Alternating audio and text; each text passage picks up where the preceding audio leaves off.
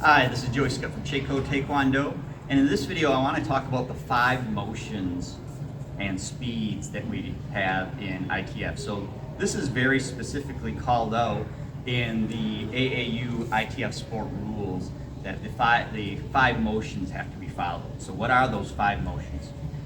So there are only 5 different speeds for all ITF technique.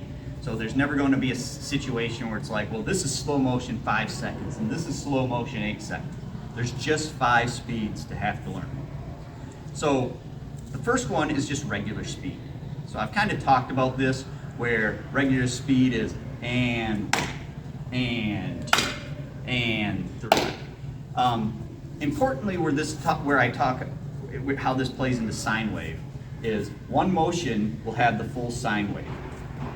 After that, there's going to be a brief gap where you hold that position before you start your next technique, and then you do the next technique, another full sine wave.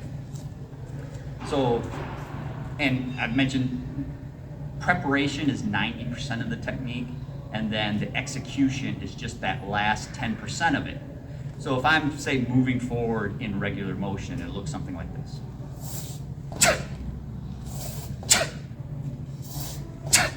All right, full sine wave on each one, and I had a brief pause in between starting the next technique.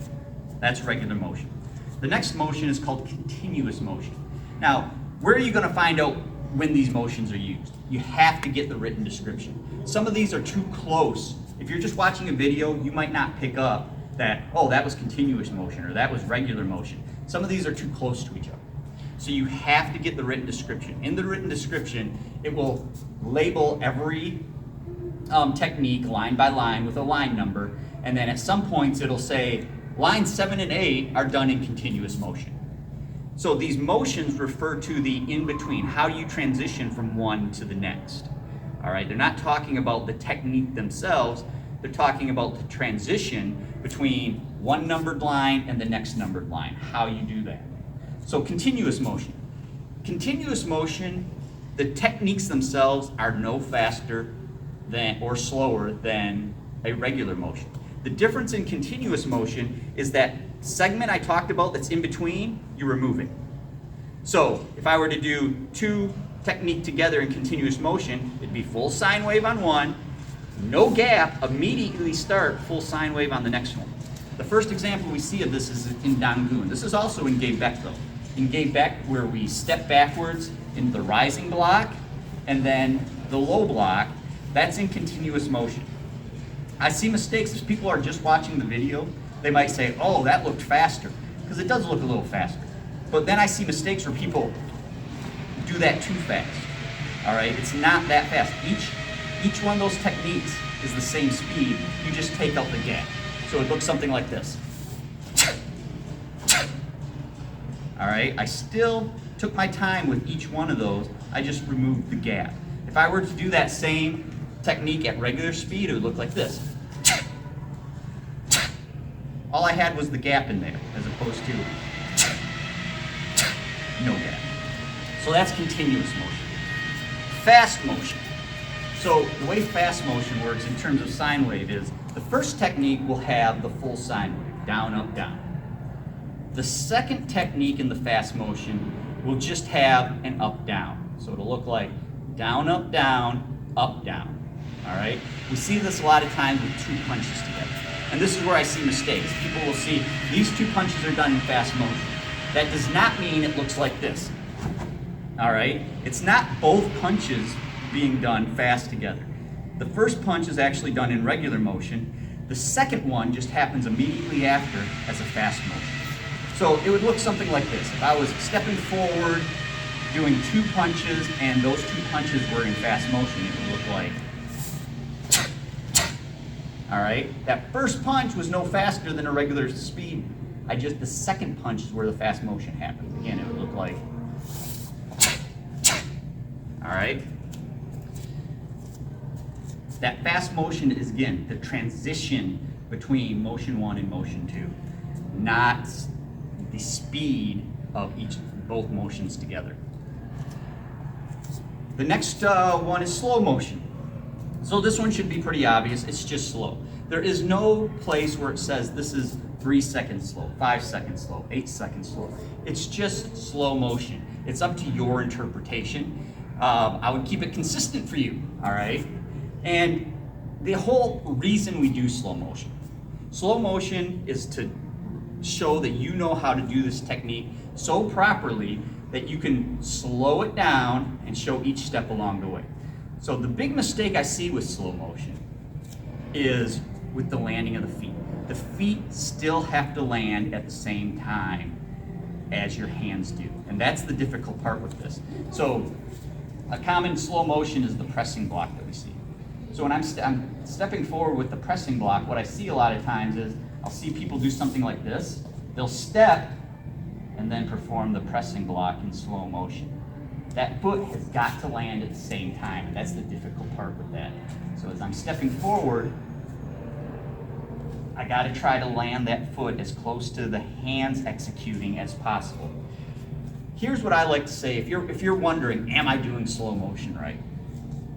The best way to see if you're doing slow motion right is to do the motion in normal speed. So if I was doing the pressing block in normal speed, it would look like that.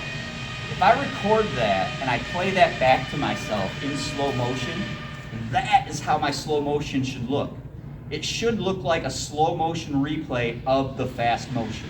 So you can tell that if I step and then execute that, that's not how I did it when I did it fast motion. Those two, the video version of that and me doing it would be different, so that is incorrect.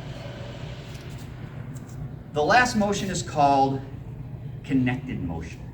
So in terms of, again, I like to put this back in terms of sine wave because in terms of sine wave really tells you how to perform that. So a connected motion is when two techniques are kind of combined into the same sine wave, all right? So the first technique, we prepare just like normal. When we rise up, that's when we execute the first technique at the rise up part, the preparation part. And then the execution part is the second technique. It gives the illusion sometimes that that first technique is done slower because it doesn't have as much power to it.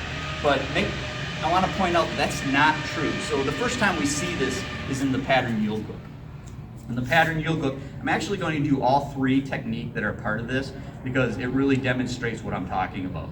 So in the pattern yield hook, we step forward with a hooking block, and that's just normal. That's a normal technique. Now the next two techniques, which is another hooking block and a punch, are connected. So when I'm doing the next technique, the next hooking block, I do the hooking block, but I'm done with the hooking block as I'm in my highest point of that sine wave. This is my preparation point of the sine wave where I'm wound up. Now I do the second technique as I settle in to that. There is no breath control on the first one. So I don't go, all right? Because this first one doesn't have a lot to it.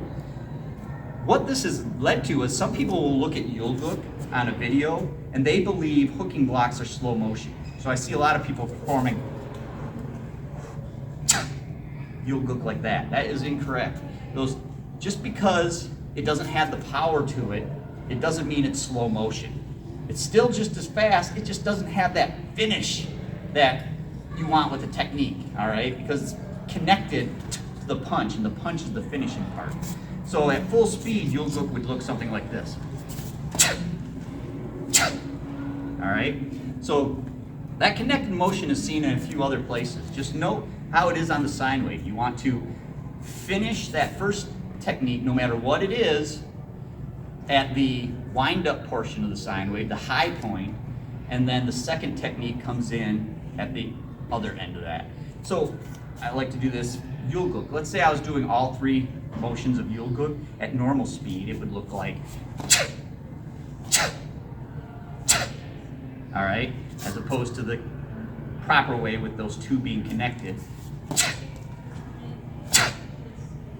All right, so those are all 5 motions that you have to work with. And again, the only way you're going to get those is by getting the written description to make sure you're doing the right one.